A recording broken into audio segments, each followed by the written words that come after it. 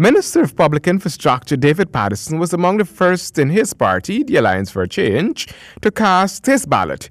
He did so at 6 a.m. in the capital city. The Public Infrastructure Minister is also the campaign director of the AFC. Have you had a chance to visit all the polling stations? Yes, that's what I've been doing. Visiting all the polling stations, just ensuring that we have personnel there and that the process is nice and smooth. So far, no issues whatsoever. This is just within the first hour, but no issues whatsoever.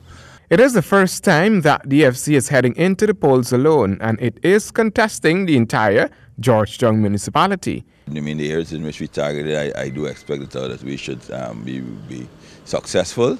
Unless something definitely happens or transpires, I would think our game plan is well intact. We have some really nice, vibrant candidates. I want to wish them well. I want to wish all the candidates well. Because this is a historic day, irrespective of which party wins. The second consecutive local government election in 4 to 5 years, unheard of. So it's a plus to democracy. The FC intends to use the results from the local government elections as a gauge to where interventions will have to be made moving into 2020. Opposition leader Barjag Dio cast his ballot in the local government elections at St. John's College in the city.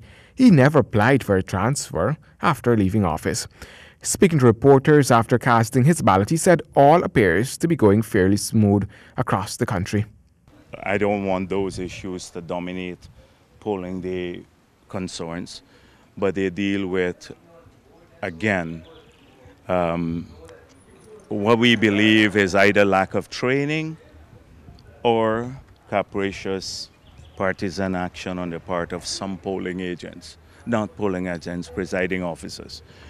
So, for example, we have had in some areas the PR candidates being accredited to the poll, and in other areas they're not.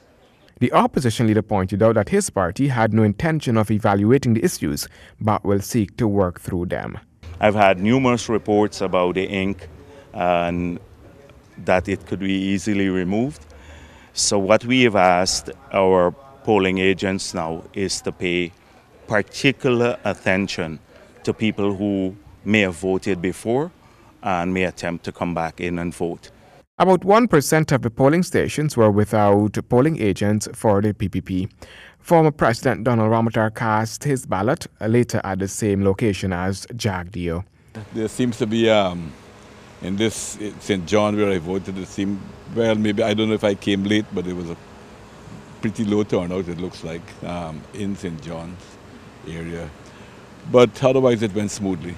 President David Granger, who is in Cuba, was expected back in Guyana on Sunday in time for voting in the local government elections. At this polling station, President David Granger should be voting. However, for medical reasons, he's not in Guyana and will not be voting at this location, at least not this time around.